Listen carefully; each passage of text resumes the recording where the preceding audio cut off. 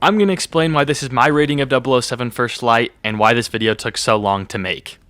Guys, I've had so many problems trying to get this video out. It's been ridiculous. I finished the game over a month ago. And I've been working on this video for way too long. I've had too many problems. So instead of actually showing you my 007 First Light journey, or kind of going through it with you, I'm going to have all of the video in the background of me getting all the trophies and unlocking them. And I'm just going to review the game right now. I initially was planning on reviewing the game after putting out my Platinum Trophy journey.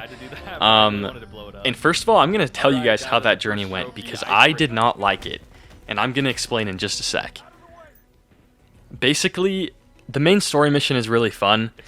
All the first trophies you unlock by going through the missions, which is super easy. This Platinum Trophy, it's my first one ever.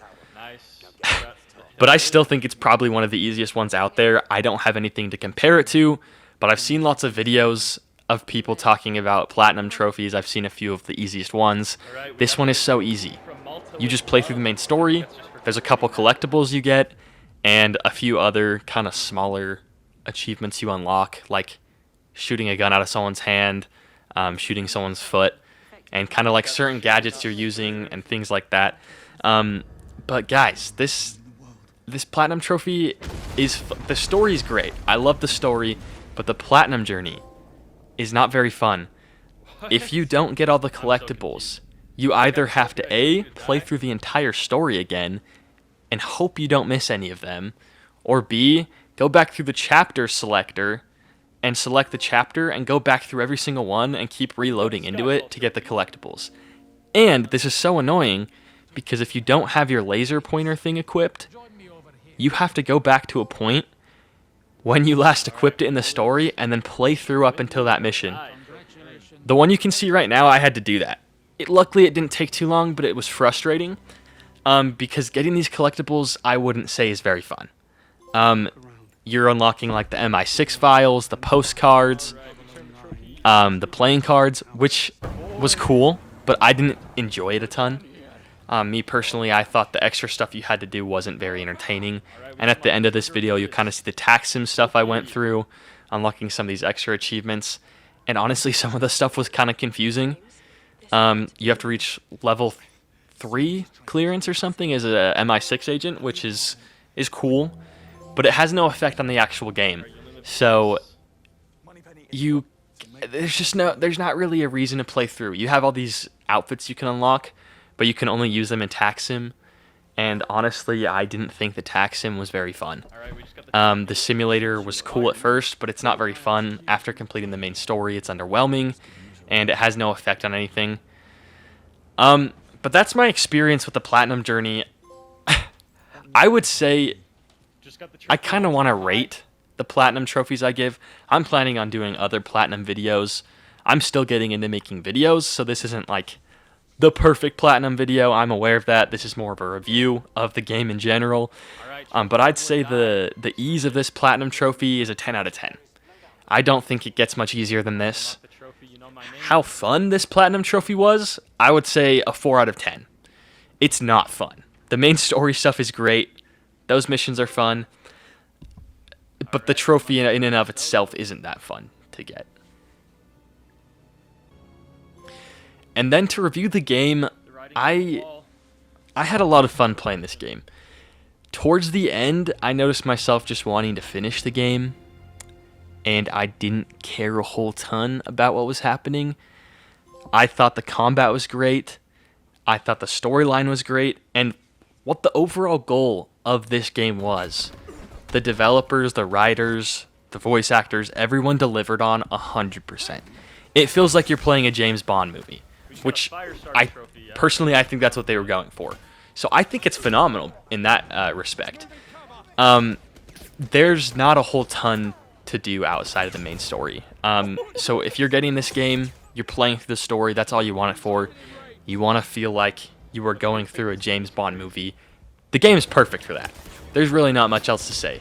I think they're going to end up turning this into a series, and I think there's a ton they can improve on in the next one.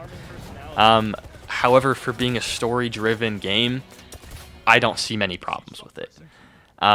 My biggest things with some of the gameplay, I didn't love the gadgets as much as I thought I would. It was annoying having to pick up like the chemicals and the batteries, and I would forget which button was which is just a me thing. If I didn't play the game for like 2 days, I thought the controls were kind of annoying.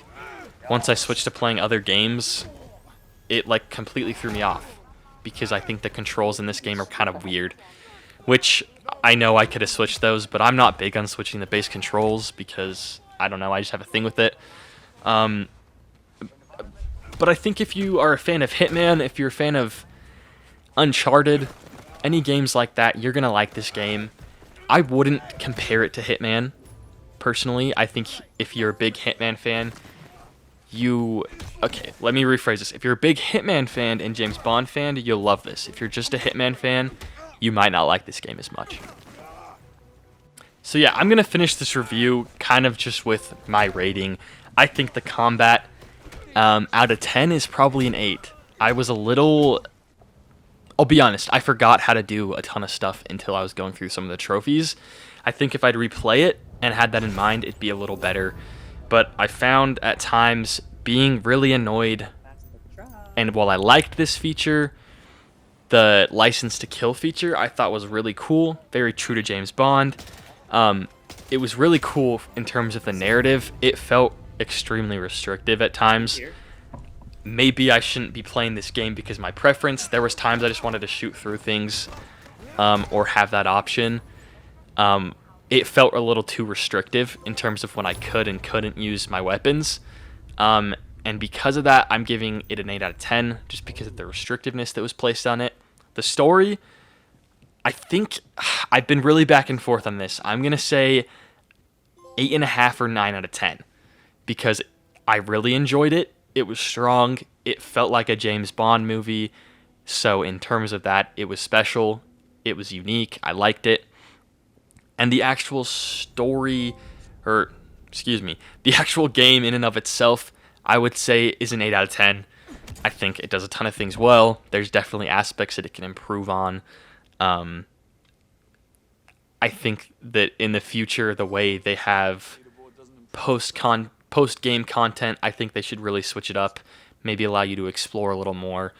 I understand that it's not an open world game. I think it would be a little better if there was some more to explore because you have to go back into each story level to replay any aspect of the game. Unless you're doing the tax simulators, which I found to be slightly boring. But anyways, guys, this was Current Gaming. This was my platinum journey of 007 First Light. This was me playing through the entire story. This is my rating of it. This is my impressions, my thoughts, my feelings on the game. Thank you so much for tuning in. Any support means the world to me. In the future, these platinum videos are going to be a lot different. This one was hard to get done. As you can see right there, I unlocked it. But thank you for bearing with me, guys. Thank you for any support. It means the world. And yeah, guys, just continue showing support. I appreciate it. Have a good one.